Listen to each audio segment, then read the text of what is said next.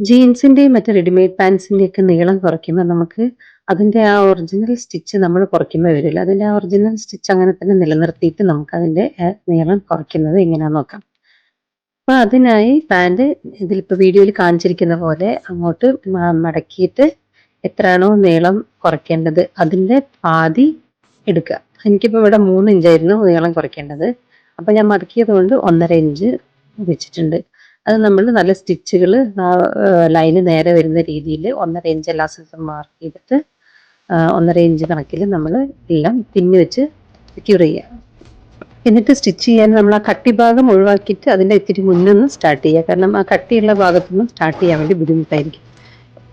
പിന്നെ വെച്ച് സെക്യൂർ ചെയ്തുകൊണ്ട് നമുക്ക് സ്റ്റിച്ച് ചെയ്ത് പോകുമ്പം അളവ് മാറിപ്പോവാതിരിക്കും. എല്ലാ സ്ഥലത്തും ഒരേപോലെ 1.5 ഇഞ്ച് തന്നെ ആയിട്ട് വരും.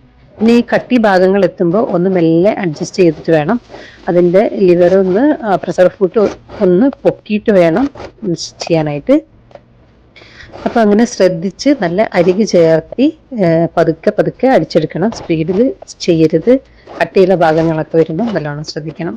അപ്പം ഏകദേശം നമ്മളത് സ്റ്റിച്ച് ചെയ്തിട്ടുണ്ട്. ഇനി നമ്മൾ കണ്ടോ ഇതുപോലെ നല്ല അരികെ ചേർന്നിട്ടാണുള്ളത്. അത് അങ്ങനെ തന്നെ തിരിച്ച് ഉള്ളിലേക്ക് ആക്കി കഴിഞ്ഞാൽ കണ്ടില്ലേ, നമ്മൾ അങ്ങനെ ഒരു സംഭവമേ അവിടെ അറിയുന്നില്ല. നമ്മൾ ഇറക്കം കുറച്ചത്. പക്ഷേ നമുക്ക് ഈ ഭാഗം കട്ട് ചെയ്ത് കളയണമല്ലോ. അപ്പോൾ കട്ട് ചെയ്ത് കളഞ്ഞിട്ട് അങ്ങനെ തന്നെ ഉപയോഗിക്കുകയും ചെയ്യാം.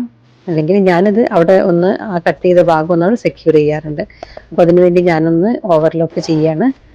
സിഗ്സാഗ് സ്റ്റിച്ച് വെച്ചിട്ട് നിങ്ങൾക്കും അങ്ങനെ ഉണ്ടെങ്കിൽ ഈ ടൈപ്പ് മെഷീനാണെങ്കിൽ സിഗ്സാഗ് സ്റ്റിച്ചിലേക്ക് മാറ്റിയിട്ട് ഒന്ന് അവിടെ നൂല് പുറത്തോട്ട് വരാണ്ടിരിക്കാൻ വേണ്ടിയിട്ട് ആ ഭാഗം ഒന്ന് വീഡിയോയിൽ കാണുന്ന പോലെ ചെയ്യാം. അതിനുശേഷം അത് ഉള്ളിലേക്ക് മടക്കി വെക്കാം. അപ്പോൾ ഇങ്ങനെ തന്നെ ഉപയോഗിക്കാം. പക്ഷേ ഞാൻ അതിങ്ങനെ ചിലപ്പോൾ നമ്മൾ പാൻറ് ഊരുമ്പോഴൊക്കെ പുറത്ത് ഈ ഭാഗം ഇങ്ങനെ പുറത്തോട്ട് തള്ളി വരും. അതുകൊണ്ട് ഒന്ന് അത് അവിടെ മേലോട്ട് വെച്ച് പതിച്ചടിക്കുന്നത് നല്ലതാണ്. നമ്മൾ ആ സ്റ്റിച്ച് ചെയ്യുന്നത് അങ്ങനെ പുറത്തോട്ട് അങ്ങനെ കാണുന്നില്ല. നമ്മൾ പാൻറ് ഇടുമ്പോഴൊക്കെ നമുക്ക് മെയിനായിട്ട് അതിൻ്റെ ഒറിജിനലായിട്ടുള്ള കരഭാഗം മാത്രമേ കാണുള്ളൂ, ആ സ്റ്റിച്ചേ കാണുള്ളൂ. ഇതങ്ങനെ ജസ്റ്റ് അവിടെ മങ്ങി അവിടെ ഇരിക്കുകയുള്ളൂ. പ്രത്യേകിച്ച് നമ്മൾ സെയിം കളർ നൂലെടുക്കാൻ ശ്രദ്ധിക്കണം.